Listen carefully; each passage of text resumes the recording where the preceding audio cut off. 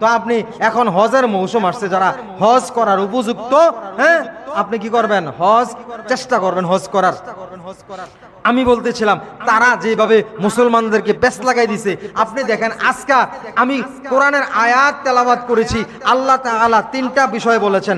এক নম্বরে আল্লাহ তাআলার দিকে যিনি ডাকেন তিনি শ্রেষ্ঠ বক্তা, বড় বক্তা। আল্লাহ বলেন আল্লাহ তাআলার দিকে মানুষকে যারা ডাকেন তিনি হলেন বড় বক্তা। আর যিনি বলেন, যিনি ওয়া আমিলা সলিহা, যিনি নেক আমল করেন। এরপরে বলেছেন ওয়া ইন্নানি মিনাল মুসলিমিন, যিনি নিজেকে বলে মুসলমান, বলে আমি মুসলমান। এই তিন বিষয়, যে বলে নিজেকে মুসলমান তিনি, এবং যিনি নেক আমল করে তিনি, এবং যিনি আল্লাহর দিকে মানুষকে ডাকেন। আল্লাহ তাআলা শ্রেষ্ঠ বক্তা, শ্রেষ্ঠ আহ্বানকারী হিসেবে বলেছেন তাদেরকে।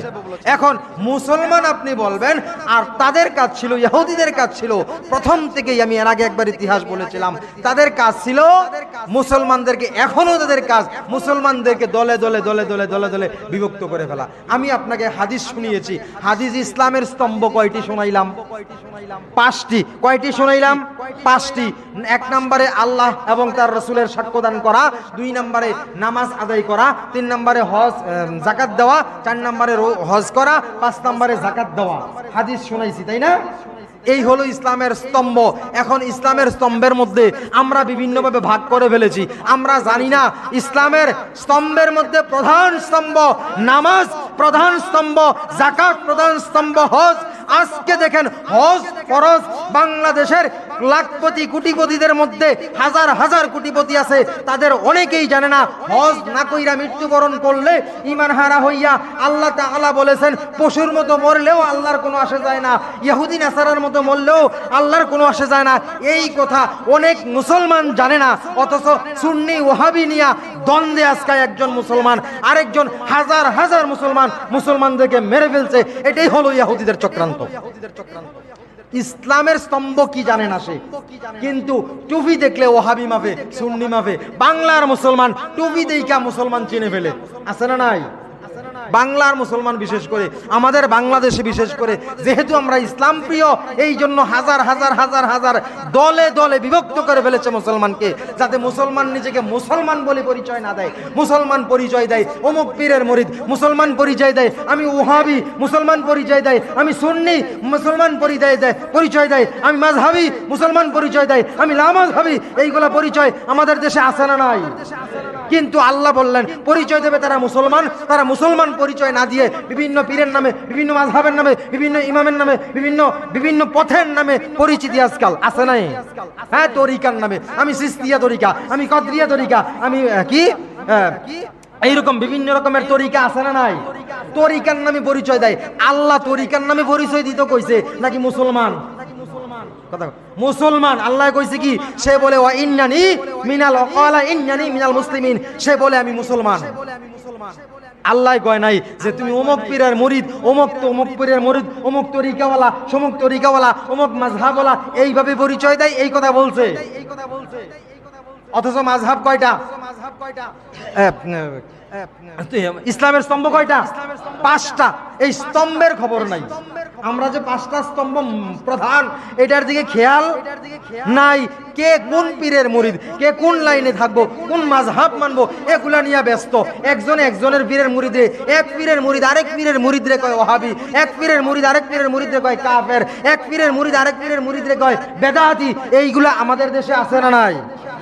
অথচ আল্লাহ বললেন তারা পরিচয় দেয় মুসলমান। কিন্তু এই দ্বন্দ্বগুলোর মধ্যে মুসলমান কেউ নিজেরে বলে না। এটি কার চাল? ইহুদিদের চাল। কার চাল? ইহুদিদের চাল। ইহুদিরা বিভিন্ন সময় নিজেদেরকে মুসলমান পরিচয় দিয়া, মাদ্রাসার আলেম পরিচয় দিয়া, মাদ্রাসার ছাত্র পরিচয় দিয়া, ইমাম সাহেব সাজ্জা বিভিন্নভাবে চক্রান্ত করে দল করতে আজকে মুসলমানকে একবারে বিলুপ্তির পথে নিয়ে আসছে। আজকে মুসলমান আর এই কথা বলে না আপনি যখন অমুক পীরের মুরিদ হইছেন, আমি যখন আরেক পীরের মুরিদ হইছি, অথবা আপনি যখন মাযহাব মানছেন আর আমি যখন মাযহাব মানছি না, মসজিদে দাঁড়াইয়া এই কথা আর আমি বলি না যে সে তো মুসলমান, এই ধারণা নাই। এখন আমরা ধারণা করি সে মাযহাবী, এখন ধারণা করি সে বেদাতি, এখন ধারণা করি সে সুন্নি, আমরা ধারণা করি সে লামাযহাবী, এখন ধারণা করি সে বেদাতি। এই ধারণা কিন্তু ছিল না, এই ধারণা করার কথা ছিল না। এই ধারণা করার কথা ছিল যে আমি মুসলমান, সে মুসলমান। আসল কথাটা ছিল কি? আমি মুসলমান, সে মুসলমান। এই ধারণা আমাদের ভিতরে এখন আর নাই। আছে মাথায় টুপি দেখলে বইলা ফেলাই অমুকে অমুক জায়গার মুরিদ। হ্যাঁ, এই কথা বলি না যে সে মুসলমান, কি সত্য নেই, এই কথা আর বলি না। এই ধারণাগুলো আমাদের ভিতরে বিষাক্তভাবে প্রবেশ করিয়ে দিয়েছে ইহুদিরা, বিষাক্তভাবে প্রবেশ করিয়ে দিয়েছে, একটা মেডিসিন খাওয়াই দিয়েছে। তারা এমন ভাবে মেডিসিন খাওয়ায় যেটা ভুলার মতো না। বলে আমি জাহান্নামে গেলে যাব, তবুও আমার পথ আমি ছাড়বো না। আমি জাহান্নামে গেলে যাব, তবুও এই কথার উপরে ছাড়বো। আমার বড় ভাই, আমার বড় মুরব্বী, আমার উস্তাদ, আমার পীর, আমার মাযহাব, আমার ইমাম যা বলে আমি তাই মানবো, তা মাইন্না জাহান্নামে গেলে যাব। এই কথাগুলো আমরা এখন বলি। জাহান্নামে গেলে যাব, তবুও আমি আমার নেতাকে মানবই মানবো। এটার নাম মুসলমানি না। এটার নাম কি না? মুসলমানি না।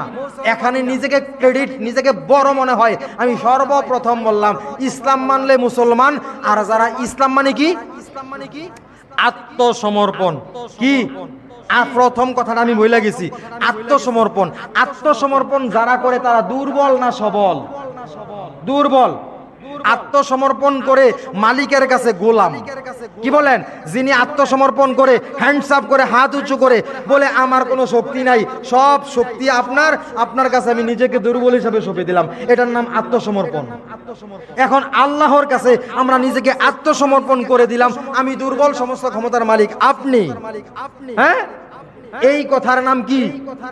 মুসলমান। এই কথার নাম কি? আত্মসমর্পণকারী নাম হলো মুসলমান। হ্যাঁ, ইসলাম মানে আত্মসমর্পণ করা। আর যিনি আত্মসমর্পণ করে তাকে বলি আমরা কি? মুসলমান। কার কাছে? স্রষ্টার কাছে। এখন যদি আপনি আপনার দলের কাছে, আপনি আপনার নেতার কাছে, অমুকের কাছে, তমুকের কাছে বলেন তে বড়, তারটা ছাড়া বাকি সব জাহান্নামে যাক, তাকে মাইনা আমি জাহান্নামে গেলে যাব, তাহলে বুঝা গেল স্রষ্টার চাইতেও আপনি বড় শক্তিশালী। তাহলে আর আপনি আত্মসমর্পণকারী না, আপনি শক্তিশালী। আমি বললাম আত্মসমর্পণকারী দুর্বল হয় স্রষ্টার কাছে। আপনি যখন শক্তিশালী নিজেকে পরিচয় দিচ্ছেন, তাহলে আপনি আত্মসমর্পণকারী না, আপনি দলের নামে নামকরণ করছেন, নিজেকে মুসলমান দাবি করছেন না, মুসলমান নামকরণ করছেন না।